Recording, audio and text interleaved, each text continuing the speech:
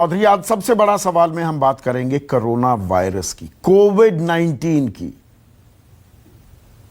कोविड-19 एक साल से इस संकट काल, संक्रमण काल, आपदा काल से हम जूझ रहे हैं, इस वायरस से जूझ रहे हैं। पिछले साल इसी महीने 24 तारीख को लॉकडाउन भी हमने झेला, ताली भी बजाई, थाली भी बजाई, मोमबत्तियां भी जलाई, और मजदूरों का क्या हाल हुआ वो आपने देखा था। बेरोजगारी का आलम क्या हुआ, 29%, 30% तक बेरोजगारी की दर पहुंच गई थी। अर्थव्यवस्था का जो पहिया है, जो दौड़ने की कोशिश कर रहा था, वो जाम हो गया था। बच्चों पर सबसे बुरी गाज गिरी इस कोरोना काल में।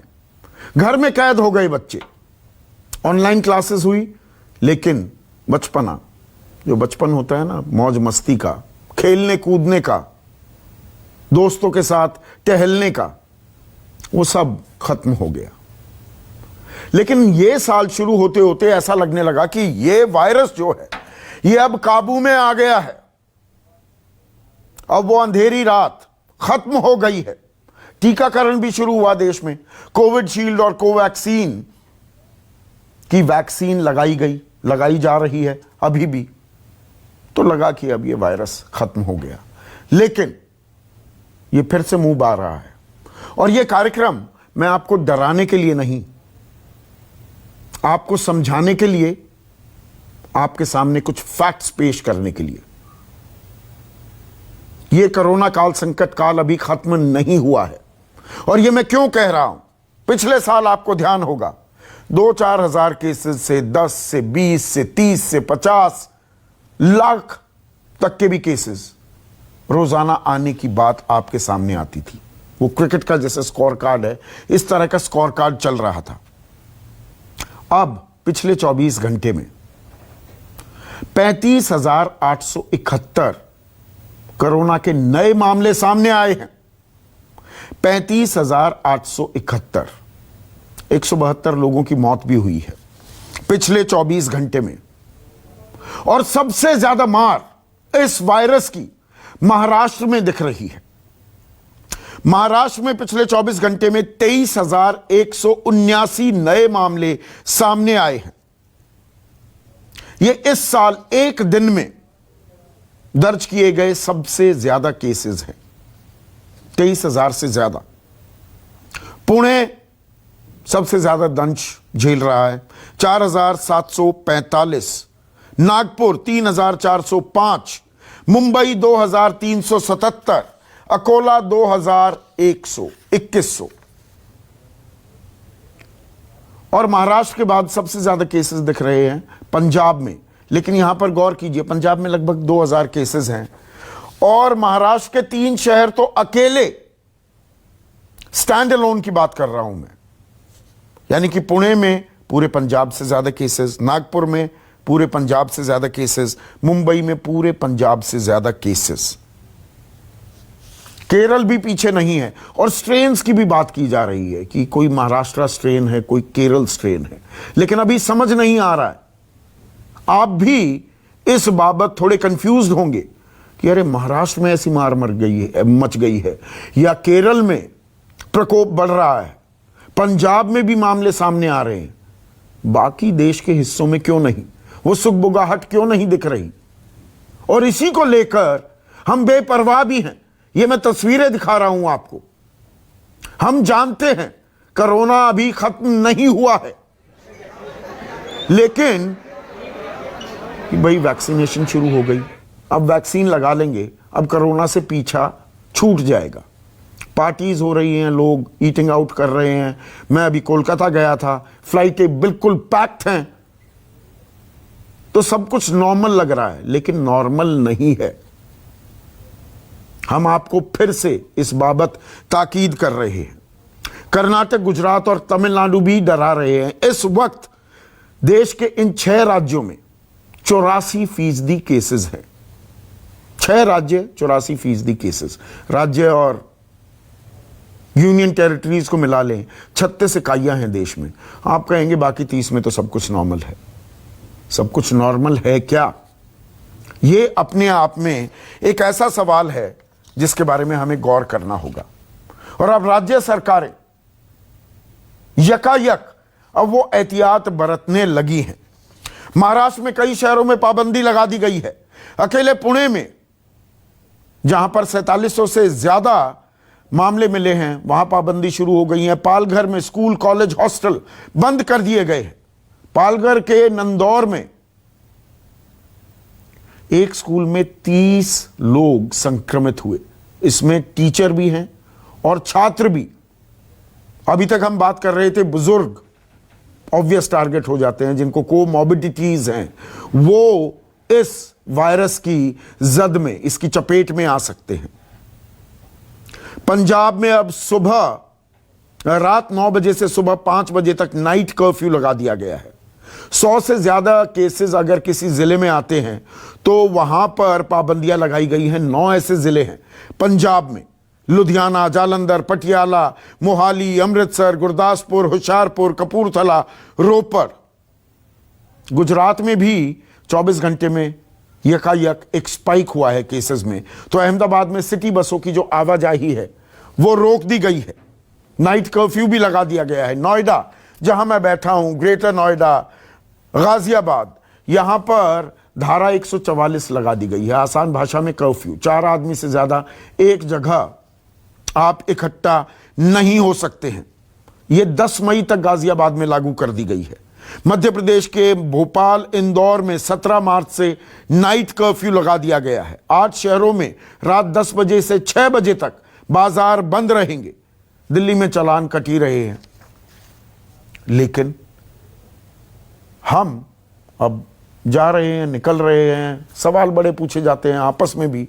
मैं भी अपने परिवार के साथ बैठता हूं कि अरे भाई, ये मास्क लगाने की क्या जरूरत है, घर के ही लोग तो हैं, वो गाड़ी में बैठे हुए हैं। तो क्या हम आजिज भी आ गए हैं, परेशान हो गए हैं? 1 साल हो गया। कोरोना कभी ऊपर जाता है, कभी डिप मारता है, कभी फिर ऊपर जाता है। किसकी माने, किसकी ना माने।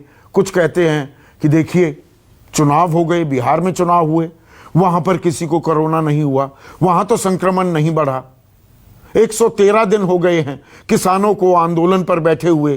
दिल्ली के तमाम बॉर्डर्स पर महापंचायतें हो रही हैं, वहां तो कोरोना नहीं हो रहा है। इंग्लैंड और इंडिया के बीच एक और वनडे खेला जा रहा है, टेस्ट सीरीज भी खेली गई, वहां पर भी लोग थे। आज तो खैर लोगों पर पाबंदी लगा दी गई है। सब कुछ चल तो रहा है। ये तो इक्का दुक्का जगह पर ही कोरोना की मार देखी जा रही है। और यहां पर अंतर्राष्ट्रीय स्तर की भी बात करनी बहुत जरूरी हो जाती है। अमेरिका और यूरोप में लगातार केसेस बढ़ रहे हैं। 10% का इजाफा देखने में मिल रहा है अमेरिका और यूरोप में। और एस्ट्राजेनेका की जो कोविड शील्ड है उसे लेकर कुछ देशों में अब पाबंदियां लगाई जा रही हैं कि ब्लड क्लॉटिंग के मामले भी सामने आ रहे हैं। तो दिमाग में, हमारे जहन में बहुत सारे सवाल हैं जिनके मुकम्मल जवाब नहीं मिल पा रहे हैं। इसीलिए आज न्यूज़ 24 के इस मंच पर, सबसे बड़े सवाल के इस मंच पर, मैंने किसी राजनेता को नहीं बुलाया है। देश और दुनिया के टॉप एक्सपर्ट्स को न्योता दिया है कि वो हमारे मन में जो ये जाले हैं, जो असमंजस की स्थिति है, जो कंफ्यूजन है, उसे दूर करेंगे। चर्चा करने से पहले आज का सबसे बड़ा सवाल, देश में कोरोना की दूसरी लहर, लोग क्यों बेपरवाह और अब भी कोरोना के साथ जीना नहीं सीख पाए? चर्चा में मेरे साथ डॉक्टर अरविंद कुमार, चेयरमैन है centre for chest surgery Medanta. Doctor Sanjay Rai, professor हैं centre for community medicine, AIIMS, देश का premier institute. Doctor Rahul Bhargava, director हैं फोर्टिस हॉस्पिटल गुरुग्राम के। एक और बेहद खास मेहमान डॉक्टर रमन आर गंगाखेडकर, ये हेड साइंटिस्ट रह चुके हैं epidemiology and communicable diseases at ICMR, Indian council for medical research. Doctor Dheeraj Kaul New York से हमारे साथ जुड़ चुके हैं, अमेरिका से। और डॉक्टर अरविंद लाल, चेयरमैन और MD हैं लाल पैथ लैब्स के। इनसे मैं जानूंगा कि क्या हम टेस्टिंग भी करनी बंद कर दी है, तो कुछ इलाकों में बहुत ज्यादा केसेस दिख रहे हैं, कुछ में बहुत कम। लेकिन डॉक्टर अरविंद कुमार, मुझे ये बताइए, ये जो यकायक स्पाइक आया है, इसे हम दूसरी लहर माने, और ये 6 राज्यों में और खास महाराष्ट्र में इसकी मार सबसे ज्यादा क्यों दिख रही है? अगर वायरस की मार है तो वो पूरे देश में, ऑल इंडिया लेवल पर वो मार हमें देखने को मिलनी चाहिए थी। संदीप जी, पहले तो इस शो में बुलाने के लिए आपका बहुत बहुत धन्यवाद, और दर्शकों को मेरा नमस्कार। मैं बिल्कुल पॉइंटेड जवाब दूंगा आपके सवालों के कि क्या देश में कोरोना की सेकेंड लहर आ गई है। इसका आंसर अनइक्विवोकल यस है कि जी, हमारे देश के कई सारे हिस्सों में इसका असर क्लियर कट दिख रहा है, और जहां अभी नहीं दिख रहा है वहां ये तैयार हो रहा है। कुछ दिन या कुछ हफ्ते बीतने दीजिए, वहां भी ये दिखने लगेगा। तो एक मिनट के लिए रोकूंगा डॉक्टर अरविंद। तो हम यहां दिल्ली में, नोएडा में या आप गुरुग्राम में, वहां जो लोग हैं कि वो महफूज बैठे हैं, अरे हमारे यहां थोड़ा हो रहा है, वो महाराष्ट्र में हो गया, मतलब ये वायरस तैयारी कर रहा है और इलाकों में भी संक्रमण फैलेगा। हमें एहतियात बरतनी होगी, एहतियात ही नहीं, हमें we have to be very very very careful. Sandeep ji, एक कहावत है कि अगर आपके नेबर के घर में आग लगी है और आप शांति से बैठे हैं कि अरे आग तो उसके घर में है, मुझे क्या प्रॉब्लम है, तो अगला शिकार आप होने वाले हैं। तो अगर हमारे नियर बाय पंजाब में ये केस बढ़ रहे हैं और हम दिल्ली में, गुरुग्राम में ये सोच के बैठे रहें अरे ये तो पंजाब की प्रॉब्लम है, हमें कोई नहीं, हम तो महफूज हैं, तो ये हमारी गलतफहमी है। मैं कहूंगा ये हमारी बेवकूफी है। और मैं ये कहूंगा कि इस समय पूरे देश में हम कोरोना की सेकेंड लहर की तरफ बढ़ रहे हैं, नंबर 1। और ये हम सब की कलेक्टिव लापरवाही का नतीजा है। ऐसा ही यूरोप में और यूएस में हमसे पहले हुआ था, उन्हीं कारणों से जिन कारणों से ये वहां हुआ, यानी कोविड एप्रोप्रिएट बिहेवियर को छोड़ने की वजह से ये वहां हुआ। हमने उनकी गलती से सीख नहीं ली और हम सब लोग यहां नॉर्मल लाइफ में रिटर्न होने लगे। आज आप मॉल जाइए, बाजार जाइए, पिक्चर हॉल्स जाइए, रेस्टोरेंट जाइए, ऐसा लग रहा है कि देश से कोरोना खत्म हो गया है। और उसी का कारण है कि ये सेकेंड वेव आ रही है। हम सबको तुरंत चेतना होगा और वही प्रिकॉशंस जो अब मार्च 2020 में हमने पूरे देश में लिए थे, mask, social distancing, hand hygiene और एक जगह पे बहुत सारे लोग इकट्ठा हरगिज नहीं होना, उसको आज अभी इसी समय से स्टार्ट करने की जरूरत है। पर इसके लिए वो लोगों को, डॉक्टर अरविंद, लोगों को चेताना भी होगा ना, लोगों को बताना भी होगा। मैं अभी पश्चिम बंगाल में चुनाव हो रहे हैं, मैं कोलकाता गया था, 5 दिन में वहां रहा, और मैं एयरपोर्ट से फ्लाइट ली तो वहां पर मास्क और शील्ड सब कुछ दिया गया। आप फ्लाइट में जाइए, अंदर बैठिए, सब ने अपनी शील्ड उतार रखी थी, सब आराम से बैठे हुए थे। अपनी तरफ से एयरलाइंस कितनी भी एहतियात बरत लें, लोग उसको बरतने के लिए तैयार नहीं थे। जब मैं अब पश्चिम बंगाल गया, वो कोलकाता की बात हो, नंदीग्राम हो, सिंगूर हो, वो बहरामपुर हो, हल्दिया हो, तमाम जगह जो मैं गया, वहां पर कोई कोविड अप्रोप्रिएट बिहेवियर जो आप कह रहे हैं कि 2 गज की दूरी रखिए, मास्क लगाए रखिए, ऐसा कुछ नहीं हो रहा। और ये मैं उदाहरण के तौर पर कह रहा हूं, मैं सिंगल आउट नहीं कर रहा हूं पश्चिम बंगाल को। जी बिल्कुल, ये सही कहा आपने, और इसीलिए ये आपका प्रोग्राम बहुत महत्वपूर्ण है, जहां संदीप जी आप बिल्कुल क्लियर, कड़े शब्दों में पूरे देश को ये रिक्वेस्ट कर रहे हैं और ये संदेश दे रहे हैं कि हमें तुरंत रिटर्न टू नॉर्मलसी वाली गलती को अभी इसी समय छोड़ देना चाहिए।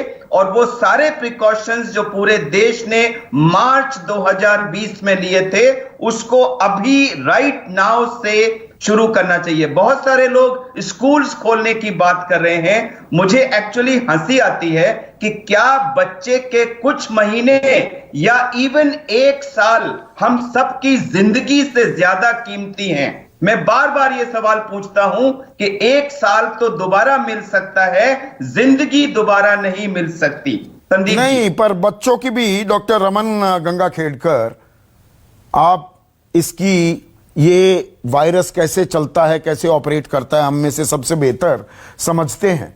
बच्चों की भी, अब पालघर में देखिए ना, बच्चे भी शिकार हो गए, इसकी जद में आ गए इस वायरस की।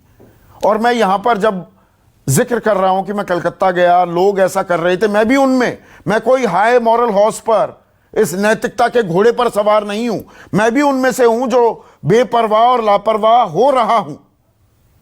पर सर मुझे यह बताइए डॉक्टर रमन कि ये महाराष्ट्र में ही या केरल में ज्यादा दिख रहा है? स्ट्रेन आने की बात बहुत पहले थी, हमने आइडेंटिफाई किया है, ये क्यों हुआ, ये यकायक ये दूसरी लहर की तरफ हम क्यों जा रहे हैं?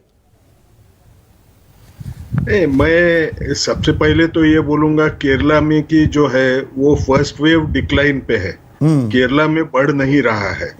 रहा सवाल अब ये महाराष्ट्र में क्यों? महाराष्ट्र में दो अलग अलग पैटर्न्स दिखाई देते हैं। जहां जहां पॉपुलेशन डेंसिटी ज्यादा है, शहरी इलाका है, उन एरियाज में आपको बढ़ता हुआ नजर आ रहा है, क्योंकि लोगों ने कोविड एप्रोप्रिएट बिहेवियर का भी पालन कम किया और ज्यादा तादाद में लोग मोबाइल हो रहे हैं। जितना मोबिलिटी बढ़ती है वैसा ये इन्फेक्शन बढ़ने का डर भी बढ़ जाता है। पर ये हाई डेंसिटी इलाके तो दिल्ली में भी हैं, देश के और इलाकों में हैं, लखनऊ में हैं, बिहार में हैं, वहां पर स्पाइक नहीं देख रहे हैं। महाराष्ट्र से ही ये खबर आ रही है डॉक्टर साहब। नहीं, ये सही है। ये इसलिए है कि महाराष्ट्र में एक्सेस टू डायग्नोस्टिक टेस्ट ये ज्यादा है, आपका पब्लिक हेल्थ इंफ्रास्ट्रक्चर जो है वो भी अच्छा है, आपके यहाँ प्राइवेट हॉस्पिटल्स भी महाराष्ट्र में आप अगर देखें बाकी स्टेट्स के हिसाब से वो भी कई गुना ज्यादा गिरेंगे। अब इस हालत में क्या होता है, अगर किसी इंसान को टेस्ट करना है तो उसको खुद जाके करवा सकता है। जब ऐसे हालात होते हैं तो आपको ये दिखाई देगा नंबर पहले महाराष्ट्र में बढ़ते हुए नजर आएंगे, लेकिन इसका मायना ये मैं नहीं मानूंगा कि अगले बाजू दूसरे जो स्टेट्स है उसमें ये कम है, ऐसे मैं कभी नहीं मानूंगा। मुझे ऐसे मतलब आंकड़े नहीं हैं, पूरी टेस्टिंग नहीं हो रही है, इसीलिए बाकी इलाकों के आंकड़े सामने नहीं आ रहे हैं, या वो अंडरप्ले हो रहे हैं? नहीं, अब मैं बाकी स्टेट्स के बारे में तो इतना बोल नहीं पाऊंगा, लेकिन मुझे ऐसा लगता है कि बाकी स्टेट में भी उसी गति से ये बढ़ रहा होगा। देखिए, हमारा देश कितना बड़ा भी रहे तो भी इतना इंटरलिंक्ड है, हमारी मोबिलिटी इतनी ज्यादा है अलग अलग राज्यों के अंदर। ऐसे एक ही जगह शुरू हुआ एक ही जगह रहेगा ऐसे तो नहीं होगा। आपने पहले कुछ सुना होगा, पहले जब शुरू हुआ तो बोलते थे महाराष्ट्र और केरला में है, और एक दो चार दिन चले गए, उसके बाद में बोलना शुरू हुआ वो पंजाब में भी बढ़ रहा है, मध्य प्रदेश में भी बढ़ रहा है, गुजरात में भी बढ़ रहा है, कर्नाटका में भी बढ़ रहा है। इसका मायना क्या होता है? जो लोग सतर्क हो जाएं, जहां जहां एक्सेस टू टेस्टिंग रहेगा वहां वहां आपको वो दिखाई देगा कि इनके नंबर बढ़ेंगे। तो हम सेकेंड वेव में आ गए हैं क्या, जो डॉक्टर अरविंद कुमार कह रहे हैं, डॉक्टर गंगाखेड़कर? क्या बोले हैं? हम ये कोरोना की सेकंड वेव देख रहा है क्या देश, जो डॉक्टर अरविंद कुमार कह रहे हैं? पक्का है, ये तो सेकंड वेव है ही है। हम लोगों को ये बिल्कुल समझना चाहिए कि ये सेकंड वेव है, लेकिन ये बोलते वक्त मैं ये भी बोलूंगा ये सेकंड वेव है, लेकिन इसको आज भी आप सब लोग मिलके हम उसको रोक सकेंगे अगर हम में थोड़ा बर्ताव में हमने बदलाव किया, हमने कोविड एप्रोप्रिएट बिहेवियर का पालन किया, तो ये नंबर थोड़े दिन 2 हफ्ता बढ़ते हुए नजर आएंगे। लेकिन अगर सारे लोगों ने सरकार का भी साथ दिया तो आपको ये भी दिखेगा कि ये सेकंड वेव को अवॉइड करने में हम सक्सेसफुल हो सकते हैं। सरकार की भी बात मैं करूंगा, सरकार का साथ दिया आप कह रहे हैं, लेकिन डॉक्टर अरविंद लाल, ये टेस्टिंग की बात जो डॉक्टर गंगाखेड़कर ने उठाई है, आपसे बेहतर कोई नहीं समझा सकता है। टेस्टिंग को लेकर अब डॉक्टर गंगाखेड़कर यहां पर डॉक्टर अरविंद लाल ये कह रहे हैं कि महाराष्ट्र में ज्यादा अच्छी टेस्टिंग हो रही है तो आंकड़े ज्यादा दिख रहे हैं, और इलाकों में आप अपना एक्सपीरियंस यहां पर साझा कीजिए। क्या जो 4 महीने पहले, 5 महीने पहले जितनी तादाद में लोग अपना आरटीपीसीआर करवा रहे थे, वो आज हो रहा है या उसमें जबरदस्त डिप आ गया है? अगर टेस्टिंग नहीं होगी तो पता कैसे लगेगा कि कितने कोरोना पॉजिटिव केसेस आ रहे हैं?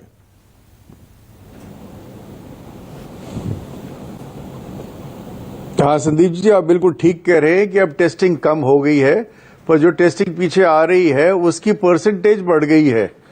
तो इसका यही मतलब है कि जो पहले हमारा जो एक एम था और जो स्लोगन था कि टेस्ट, ट्रैक एंड ट्रीट, यानी कि सर्विलेंस करिए, और आज उसके सामने एक वैक्सीन और लग गया है।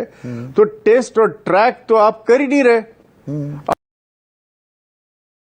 दिल्ली में हम गाड़ियों में जाते हैं और कई बार हमें पुलिस में चेक कर रहा है कि हमने मास्क नहीं पहना हुआ, और जब आप टेलीविजन ऑन करते हैं तो वहां की क्रिकेट चल रही है, किसी ने मास्क नहीं पहने हुए। तो ये तो लापरवाही मतलब टॉप टू बॉटम है। ये एक आदमी या एक प्रधानमंत्री के कहने से ये नहीं जाएगा, ये it has to trickle down to the rock bottom. और लोग तो खैर थक चुके हैं, हम मानते हैं, पर थकना इज नॉट इनफ। जान है तो जहान है। सो आपको इस पे और इससे क्या और क्या बोल सकते हैं, पर यह लापरवाही टॉप टू बॉटम है। और लोगों ने यह समझ लिया है कि कोरोना चला गया है और हम जो चाहे हम कर सकते हैं। ये बिल्कुल गलत बात है। टेस्टिंग कम होने की एक बड़ी वजह है डॉक्टर अरविंद लाल, जैसे टेस्टिंग कम होने की बड़ी वजह क्या ये भी है कि भाई वैक्सीनेशन ड्राइव शुरू हो गई है, अब वैक्सीनेट करा लेंगे जी, बात खत्म।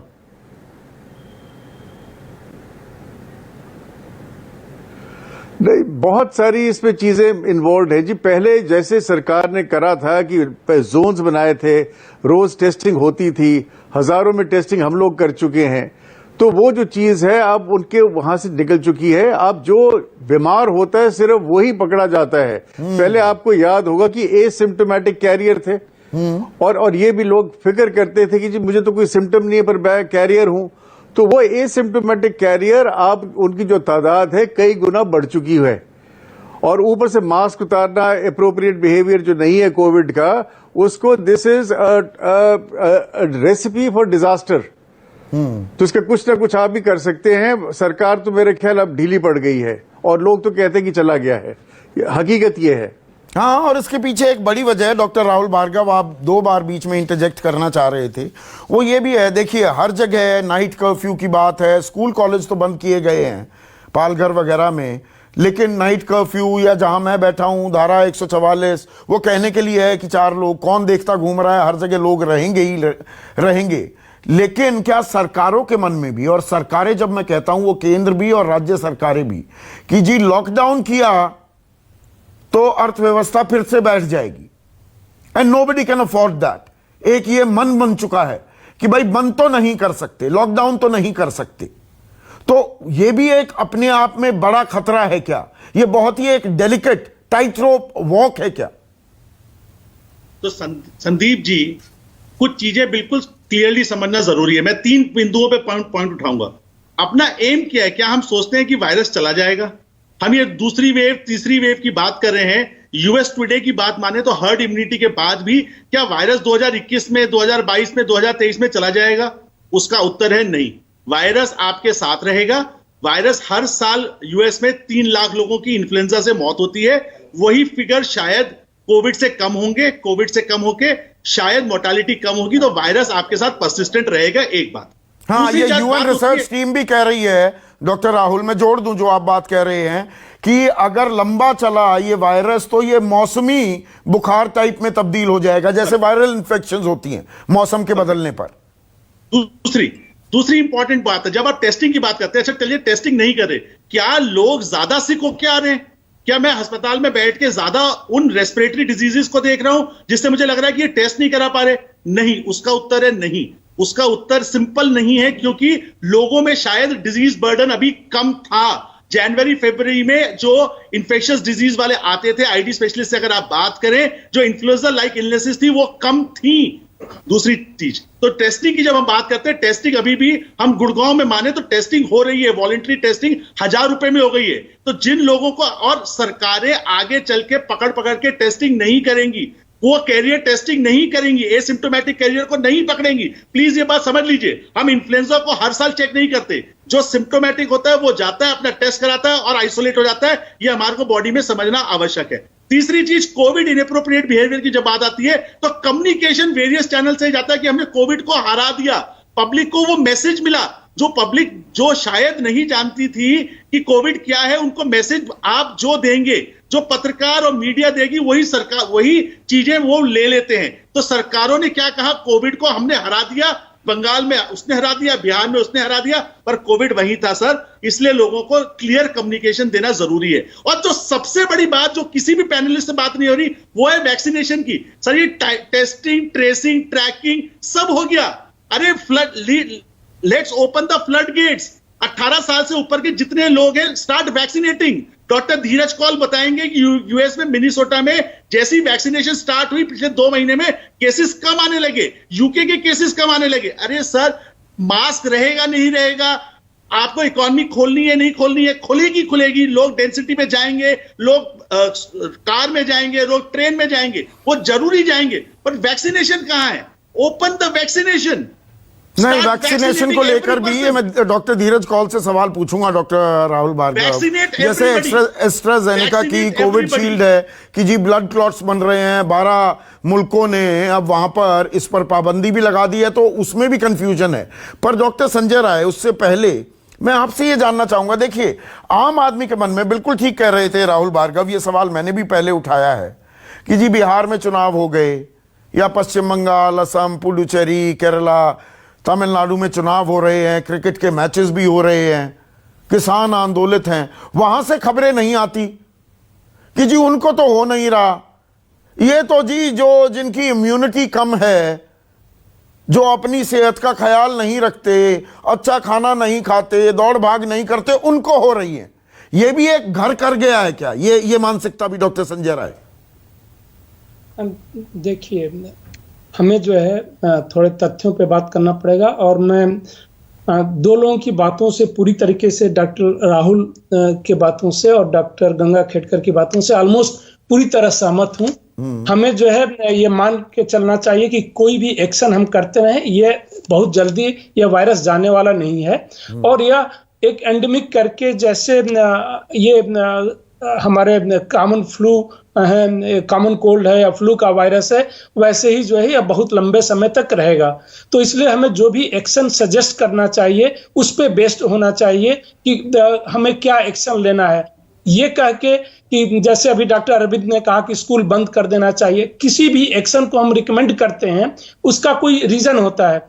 जो भी ग्लोबल एविडेंस हमारे पास है, बच्चों में यह डिजीज बहुत ही माइल्ड है, कॉमन कोल्ड जैसी ही है। 12 करोड़ से ज्यादा केसेस आ रहे हैं। किसी भी स्टेट की बात कर रहे हैं, दिल्ली की बात कर रहे हैं, सीरो सर्वे हमारा हुआ और ऐसा नहीं कि बच्चे इन्फेक्ट नहीं हुए, 60% के आसपास, ओवरऑल 50% है, बट बच्चे 60% के आसपास इन्फेक्ट हो गए हैं। तो ये कहना कि बच्चों को घर के अंदर रखें, उनको ज्यादा नुकसान है। ग्लोबल एविडेंस हमारे पास है कि बच्चों को उनकी मानसिक विकास पे, बाकी छोड़ दिए, मानसिक विकास पे जो प्रभाव पड़ रहा है, और ऑनलाइन क्लासेस, जो डिप्राइव्ड कम्युनिटी है, जो गांव में रहते हैं, जिनके पास कुछ नहीं, उन बच्चों के बारे में ये नहीं सोचते हैं लोग। और कुछ से हम तो सिर्फ साधन संपन्न लोगों की बात कर रहे हैं, जो गांव देहात में गरीब परिवार हैं, उनके पास कोई फोन भी नहीं, कुछ नहीं, उनकी तो पढ़ाई का भट्टा बैठ चुका है।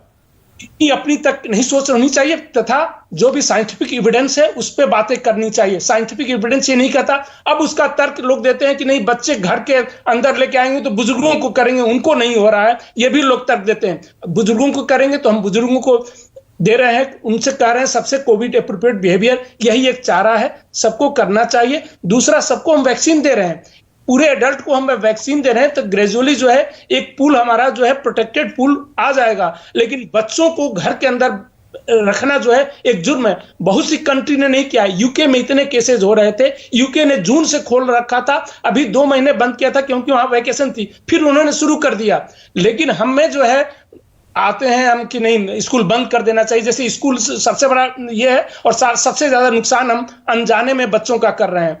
रही बात जो केसेस और बढ़ रहे नहीं, हैं, आपने वैक्सीनेशन की बात की डॉक्टर संजय राय, एक चीज ये भी समझनी होगी। देखिए वैक्सीनेशन में भी एक टीके के बाद दूसरा टीका 28 दिन बाद लगेगा, लगभग 1.5 महीना लग जाता है आपको वैक्सीनेशन का पूरा इंपैक्ट आपकी बॉडी में आने के लिए। तो ऐसा नहीं है कि वैक्सीनेशन की तैयारी हो रही है या एक टीका लगवा लिया और आप खुले सांड की तरह घूमने लगे। इवन उसके बाद भी सेकेंड डोज लगने के 2 हफ्ते बाद भी देखिए कोई भी टीका 100% इफेक्टिव नहीं है। और जब तक कम्युनिटी लेवल पे एक खतरा है तब तक आपको कोविड एप्रोप्रिएट बिहेवियर अपनाना ही पड़ेगा, दूसरा कोई चारा नहीं है। नहीं तो इस टाइप से केसेस जो है अप डाउन होते रहेंगे। और इसमें कोई शक नहीं कि हमारे यहाँ सेकेंड वेव अब आ चुका है। जिस तरीके से केसेस गए हुए हैं तो सेकेंड वेव तो आ ही चुका है। रही बात कुछ जगहों पे जो नहीं हो रहा है, आज नहीं पूरी कंट्री में एक साथ अगर आप फर्स्ट वेव देखें, सितंबर में हमारा पूरी कंट्री में 1 लाख के आसपास केसेस आ रहे थे, तो कंट्री एज ए होल था। बट स्टेट वाइज देखें तो दिल्ली में जैसे जून में पिक था हमारा, जून में करीब 4000 के आसपास केसेस आ रहे थे, जबकि महाराष्ट्र में वह जो है जून में नहीं था, वह जुलाई और अगस्त में था। तो इस तरीके से कंट्री में अलग अलग समय पे पीक आता तो है। ये हम इस बात को लेकर मुतमईन ना हो जाएं कि जी महाराष्ट्र में हो रहा है या पंजाब में होने लगा। ये बहुत ही अहम फैक्ट उजागर किया है, इसको रीआइटरेट किया है डॉक्टर संजय राय ने। मैं आ रहा हूं राहुल, एक सेकंड। लेकिन डॉक्टर एक चीज और थी, हाँ जोड़िए। एक चीज और थी कि सर अब जो नया टेक्नोलॉजी है वो ये नहीं बताएगी कि कितने नंबर्स बढ़ गए, उसमें सीवेरिटी कितनी है और मोर्टालिटी कितनी है, उस पर चर्चा होनी चाहिए। क्योंकि जब वायरस अपने साथ बहुत सालों तक रहने वाला है, संदीप चौधरी जी, किसी दिन आप भी ग्रसित होंगे, बट कितने 100 लोगों में से कितने लोग अस्पताल पहुंचते हैं, उनमें से कितने की मृत्यु होती है, ये पैरामीटर्स डिसाइड करेंगे कि हमें नेक्स्ट एक्शन कौन सा लेना चाहिए, ना कि सिर्फ नंबर्स। क्योंकि नंबर्स हमें कुछ नहीं बताते। नंबर्स हमें कुछ नहीं बताते, पर ये नंबर्स क्या बता रहे हैं आपकी निगाह में डॉक्टर धीरज कौल? और मुझे इंटरनेशनल पर्सपेक्टिव भी थोड़ा दीजिए। अमेरिका यूरोप में 10% का जो ये इजाफा हुआ है, हमारे यहाँ कुछ पॉकेट्स हैं, लेकिन सारे एक्सपर्ट्स पांचों के पांचों ये बात कह रहे हैं सेकंड वेव आ गई है हमारे देश में। नमस्कार, thank you for having me on the show Sandeep ji. देखिए मैं क्विकली 2 मिनट्स लेके आपको एक ग्लोबल पर्सपेक्टिव देता हूं। Globally as of today 10 million doses दी जा चुकी हैं। वर्ल्ड की पॉपुलेशन 7.35 बिलियन है। मिसमैच देखिए, यूएसए के अंदर तकरीबन 17.73 अमेरिका लाइक 22% ऑफ आबादी को एटलीस्ट एक डोज मिल चुकी है, जो कि हमें दिखता है फाइजर, मॉडर्ना और अब जॉनसन एंड जॉनसन की भी, जिससे हम अराउंड 60 to 70% इम्यूनिटी देखते हैं। और 12% आबादी को फुली वैक्सीनेटेड हो चुकी है। और तकरीबन देखिए थोड़ा सा हम लोगों ने काम किया है मिसमैच पे, 113 मिलियन डोजेस एडमिनिस्टर करी जा चुकी हैं। हमारे पास 147 मिलियन डोजेस हैं। हम आर्टिफिशियल इंटेलिजेंस को यूज करके इसका गैप कम कर रहे हैं और मास प्रोडक्शन को ट्वाइस उसकी कैपेसिटी बढ़ा रहे हैं। इंडिया का प्रोस्पेक्ट लीजिए, 37.14 मिलियन डोजेस दी जा चुकी हैं। और तकरीबन अगर आप देखिए तो भारत की 0.5% आबादी फुली वैक्सीनेटेड है और पार्शियली वैक्सीनेटेड 2.3। कौन सा डाटा लेते हैं, 2-3% फुली वैक्सीनेटेड है और भारत के अंदर 1.389 बिलियन लोग लेते हैं। बहुत ही क्राउडेड प्लेस है। इजराइल नंबर 1 आता है जिसने तकरीबन 50% आबादी को फुली वैक्सीनेट कर दिया है। 100 हमारे यहाँ 100 में से 1-2 लोग मान लीजिए या 3 लोग 58% आबादी को पार्शली वैक्सीनेट किया है। देखिए जियोपॉलिटिक्स बहुत इंपॉर्टेंट है, आपको अपनी वैक्सीन एक्सपोर्ट करनी चाहिए, लेकिन मुझे लगता है, मैं पैनलिस्ट से एग्री करता हूं कि भारत के अंदर खतरे की घंटी आज नहीं, मैं तो कह रहा हूं 2 महीने से मैं भी बजाने की कोशिश कर रहा हूं। जब भी मैं ये मास गैदरिंग्स, रैलीज देखता हूं तो मुझे समझ नहीं आता जो पॉलिटिशियंस को रोल मॉडल होना चाहिए वो खुद ही डैमेज कर रहे हैं। और at the end of the day देखिए किसी का पैसा खराब नहीं होगा। आपके और मेरे टैक्स, जो इंडिया के लोग हैं उनके टैक्स वेस्ट होंगे। पॉलिटिशियंस अपनी स्पीच देके निकल जाएंगे, लोग आईसीयू पहुंच जाएंगे, लोगों के घर बिक जाते हैं। आईसीयू की केयर बहुत महंगी है। 10-10 लाख रुपए हमने बहुत सारे शोज किए। आपको आप कोरोना संक्रमित हो गए, 10 लाख रुपए का बिल आ गया। देखिए संदीप जी, यहां बैठ के बात करना बहुत आसान है। मैं एटलीस्ट 15 लोगों को जानता हूं जिन्होंने प्रॉपर्टीज बेचनी पड़ी आईसीयू बिल के पे करने के लिए। अमेरिका के अंदर खुद आपको गवर्नमेंट पे करती है testing, treatment, ICU, follow up, everything. Next thing, मैं 5 पॉइंट आपको क्विकली बताता हूं। जो आपने पॉइंट रेज किया कि क्लॉट फॉर्मेशन की वजह से 16 मैं उसी पर आ रहा था। ये एस्ट्राजेनेका भाई कोविशील्ड है, वो उसको लेकर लोगों के मन में सवाल आएंगे ना। 12 मुल्कों ने पाबंदी लगा दी, वो ये टीका नहीं लगा रहे। मैं आपसे साइंस की बात करूंगा, इमोशंस की बात नहीं करूंगा। 16 कंट्रियों ने इसको बंद किया है क्योंकि क्लॉट फॉर्मेशन हायर इंसिडेंस में देखे गए हैं।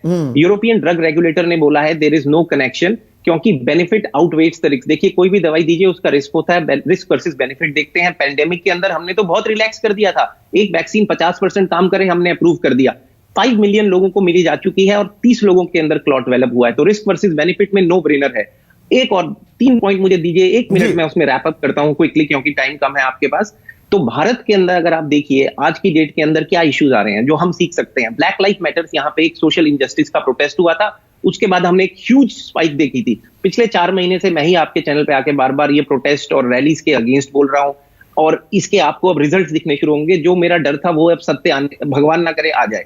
दूसरी बात, वैक्सीन ट्रैकिंग ऐप हम लोग यहाँ पे यूज कर रहे हैं, आर्टिफिशियल इंटेलिजेंस को यूज करके एक वाइल के अंदर डोजेस वेस्ट ना हो, इसीलिए अगर 10 लोगों को डोज मिलनी है हम 15 लोगों को बुक कर लेते हैं ताकि एक भी आदमी एक भी ml वैक्सीन का वेस्ट ना हो। यहां तक कि सिरिंजेस जो हम यूज कर रहे हैं उसके अंदर भी कुछ मटेरियल रह जाता है वैक्सीन का, वो भी वेस्ट ना हो, तो हमने एक न्यू इंजीनियस यहाँ पे सिरिंजेस हम ज्यादा यूज करते हैं। सोशल डिस्टेंसिंग रैलीज के खिलाफ जो बाइडेन ने खुद आगे बढ़कर प्रेसिडेंशियली इसको स्टॉप किया था कि आप गाड़ियों के अंदर बैठ के रैली करिए, तो वो बिल्कुल एक तरीके से बंद हो चुका है। नंबर 3 जो इंपॉर्टेंट है कि जीनोमिक टेस्टिंग को हमने 10 गुना यहां बढ़ा दिया है, जिससे कि हमें रेयर ट्रेट्स दिखते हैं कि क्या ये यूके का ट्रेट है, क्या साउथ अफ्रीकन ट्रेट है, क्योंकि वैक्सीन की एफिकेसी एस्ट्राजेनिका की भी 40 से 50% है उनके खिलाफ, ये जानना जरूरी है। फाइजर का भी डाटा इजराइल से है जो 97% एफिकेसी दिखा रहा है यूके स्ट्रेन और साउथ अफ्रीकन स्ट्रेन। ये एक मल्टी प्रोंग स्ट्रैटेजी होनी होगी। एक मिनट डॉक्टर धीरज कौल, एक सेकंड। डॉक्टर अरविंद कुमार, पर मुझे ये बताइए, देखिए कोविड अप्रोप्रिएट बिहेवियर कथनी और करनी में दिन रात का अंतर है। हर व्यक्ति ये जानता है कि भाई 2 गज की दूरी रखनी चाहिए, मास्क हमें लगाना चाहिए। अब मैं चाहे प्लेन में सफ़र कर रहे हैं, ट्रेन में कर रहे हैं, किसी रेस्टोरेंट में जा रहे हैं, कहीं रैली में जा रहे हैं, कहीं दफ्तर में जा रहे हैं, आप मास्क लगाए रखिए। मास्क, अब आप कुछ खाएंगे, पानी पी रहे हैं, खाना खा रहे हैं, तो 15 मिनट के लिए तो मास्क उतरेगा। आसपास लोग भी बैठे हुए हैं, आप फ्लाइट में हैं, ट्रेन में हैं, तो ये कह देना कि कोविड अप्रोप्रिएट बिहेवियर अपनाइए जब आपने पूरे दरवाजे खोल दिए हैं और नॉर्मल काम हो रहा है, तो 24 घंटे तो मास्क नहीं लगाया जा सकता है ना सर।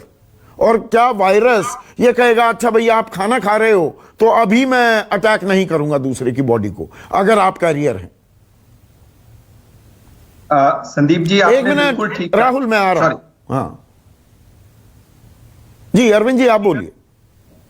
हाँ, आपने बताया कि ये कोविड अप्रोप्रिएट बिहेवियर को, मास्क वगैरह को आप 24 घंटे तो नहीं लगा सकते। तो देखिए हुआ क्या है कि पिछले कुछ महीनों से जनरल सबको ये इंप्रेशन हो गया है कि हमने कोरोना पे विजय पा ली और कोरोना यहां से चला गया। सब लोग बिल्कुल नॉर्मल लाइफ की तरफ, हमारे रिलीजियस इंस्टीट्यूशंस खुल गए, मॉल्स खुल गए, मैरिजेस में मैंने देखा है अभी रिसेंटली कि कई लोग, एक भी पूरे पंडाल में बंदा कोई मास्क नहीं पहने था। इस सब का इफेक्ट है जो हम देख रहे हैं। तो जैसा मैंने कहा, मास्क पहनना, सोशल डिस्टेंसिंग रखना। एक और चीज मैंने कही थी कि एक जगह पे बहुत ज्यादा लोगों का इकट्ठा नहीं होना। अगर आप डेटा देखें तो पूरे वर्ल्ड से एक कमरे के अंदर बहुत सारे लोग इकट्ठे हुए, कुछ समय तक वो वहां पर साथ साथ रहे, इस घटना का हाईएस्ट चांस है ट्रांसमिशन होने का, बजाय इसके कि किसी खुली जगह पे दूर दूर लोग रहें। कंपैरेटिवली क्लोज स्पेस में अगर लोग हैं तो हाई चांस ऑफ ट्रांसमिशन है। तो ये सारी चीजें अब एक नहीं, तो इसका इलाज क्या है? अगर अर्थव्यवस्था खुली हुई है, डॉक्टर राहुल भार्गव सर, छोटे छोटे कमेंट्स चाहूंगा। डॉक्टर राहुल भार्गव, फिर इसका सोल्यूशन क्या है? आप ऑफिस भी आ रहे हैं, आप मॉल में भी जा रहे हैं, रेस्टोरेंट में भी जा रहे हैं, आप ट्रैवल भी कर रहे हैं, तो उसमें कोई ना कोई वक्त तो आएगा कि मास्क उतरेगा, और एक नहीं सबका भी उतरेगा। संदीप जी, हम जानते हैं कि आपकी आवाज पॉलिटिकल गलियारों में बजती है और चेंज लाती है। मेरा निवेदन सिर्फ इतना ही है, वैक्सीनेशन वैक्सीनेशन वैक्सीनेशन। अगर 30 लाख लोगों को लगा रहे हैं तो एक हफ्ते में 60 लाख लोगों को लगाए। अगर अगले हफ्ते में 60 लाख लोगों को लगा रहे हैं तो 1 करोड़ लोगों को लगाए, क्योंकि शायद वैक्सीनेशन ने एक चीज दिखाई, वो कोरोना बचाए या ना बचाए। जैसे डॉक्टर धीरज कौल ने कहा था, वो आईसीयू में जाने से बचाता है और मोर्टालिटी बचाता है। वो कोविड आपको होगा या नहीं होगा, वो होने दीजिए, रहेगा वो आपके साथ। मौत ना हो और आईसीयू ना जाए, ये दो हमारे पर्पस वैक्सीनेशन से सॉल्व होते हैं। please increase the vaccination and open the floodgates for everybody from 18 years onwards to 65 to 90 years, whatever patient is alive. So मेरा निवेदन सिर्फ इतना सही है, कोविड एप्रोप्रिएट बिहेवियर चलता रहेगा 2021-2022, आप लोगों को मैनेज करेंगे, आप लोगों को फोर्स करेंगे, इंप्लीमेंट करेंगे, ये डिबेट चलती रहेंगी। पर एक डिबेट जो सबसे ज्यादा जरूरी है, वैक्सीनेशन पूरी जनता को कब होगा। डॉक्टर गंगा खेड़कर, तो वैक्सीनेशन की गति, उसकी पेस और क्यों नहीं बढ़ा रही है सरकार? क्यों नहीं बढ़ा रही है ये तो मुझे पता नहीं है, लेकिन बढ़ानी चाहिए, इसमें कोई दो राय नहीं हो सकती। आज के रेट पे अगर हम कैलकुलेट करें तो सारे देश में के लोगों को वैक्सीन देने के लिए हमको तकरीबन 4 साल से ऊपर टाइम लगेगा। अब 4 साल अगर नए वेरिएंट्स आते हैं तो उसके हिसाब से अगर देखें तो हमको जो भी दिए हैं उनको भी कितना फायदा होगा उसका वो मालूम नहीं रहेगा। नहीं, इंटरनेशनल डिप्लोमेसी में हम बहुत नाम कमा रहे हैं, इस बात के गाजे बाजे भी बजाए जा रहे हैं, बाकी देशों को भी भारत दे रहा है। पहले अपने देशवासियों को लगाना प्राथमिकता होनी चाहिए ना। मैं पॉलिटिकल सवाल नहीं पूछ रहा हूं, मैं एक साइंटिस्ट से ये सवाल पूछ रहा हूं। नहीं, लगाना तो चाहिए, इसमें कोई शक नहीं है। हमारे फैसिलिटीज देख के उसको जैसा पहले किया है सरकार ने, पब्लिक प्राइवेट पार्टनरशिप किया है, 24/7 खोलने की भी बात की है।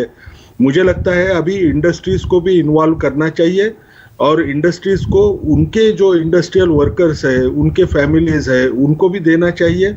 ये जो हम सोच रहे हैं कि हम कैटेगराइज करेंगे, प्रायोरिटी ग्रुप्स बनाएंगे, वही इस किस्म का जो ये सवाल मैं इसलिए भी पूछ रहा हूं डॉक्टर संजय राय, क्योंकि 2 हफ्ते से भी ज्यादा का वक्त बीत चुका है। विप्रो के असीम प्रेम जी ने कहा कि प्राइवेट सेक्टर को इन्वॉल्व कर लीजिए इस टीकाकरण में और जल्दी हो जाएगा। उनको 250 रुपए की कॉस्ट दे दीजिए, सरकार फ्री टीका लगा रही है कि हमें दे दीजिए, हमारे पास वो व्यवस्था, आधारभूत ढांचा, वो कर्मचारी हैं, हमारा भी इस्तेमाल कीजिए। ये वॉर फुटिंग पर होना चाहिए क्या? बिल्कुल होना चाहिए और मैं पूरी तरीके से सहमत हूं। पूरी ये टीकाकरण का जो है वार फुटिंग पे होना चाहिए। और देखिए सरकार उसमें प्रयासरत भी है।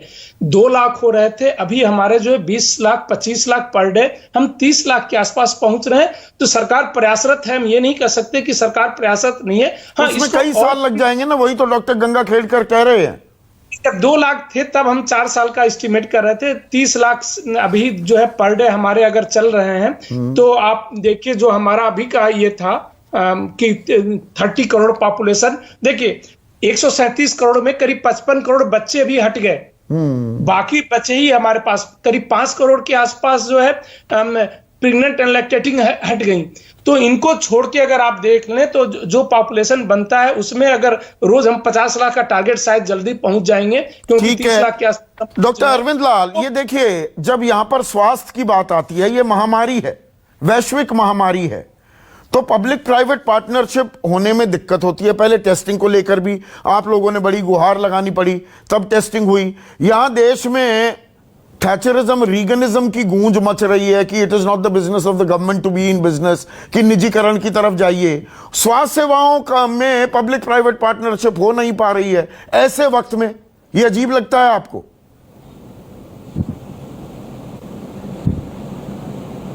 नहीं जी, सब कुछ हो रहा है, पर it is a question of too little too late. You should have started this right from the first day. और ये दूसरी चीज है जो वैक्सीनेशन है, मतलब अनिवार्य है, ये तो it's a no brainer, it has to be done and you have to step it up.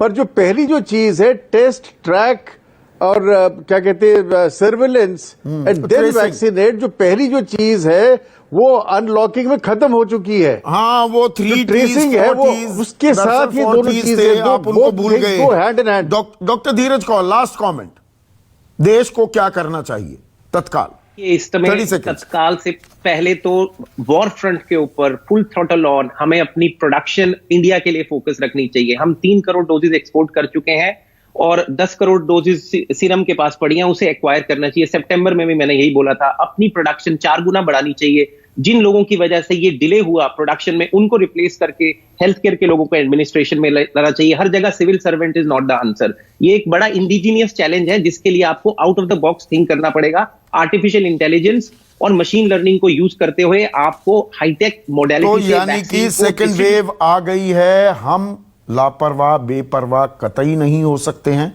सरकार ने तो अब बताना छोड़ दिया है, चेताना छोड़ दिया है, लेकिन हम एक्सपर्ट्स के जरिए आपको बता रहे हैं हकीकत क्या है। कतई लापरवाही ना बरतिए, ये वायरस अभी नहीं गया है। नमस्कार। सबसे बड़ा सवाल presented by Patanjali biscuit, associate sponsor Servokon, India's number 1 servo voltage stabiliser, रखे सब कंट्रोल में। LIC हर पल आपके साथ। Kajaria, India's number 1